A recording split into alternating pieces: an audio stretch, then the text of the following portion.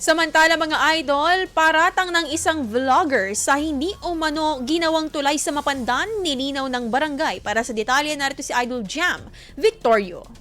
104.7 IFM Report.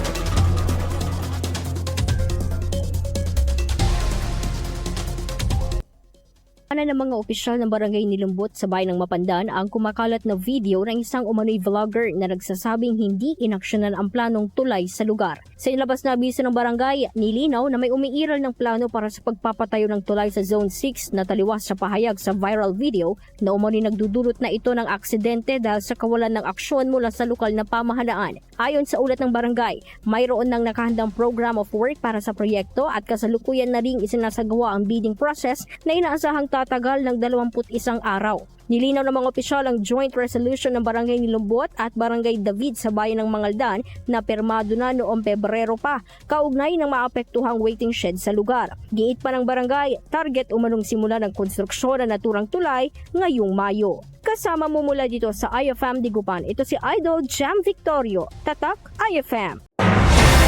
IFM News. IFM News. IFM News.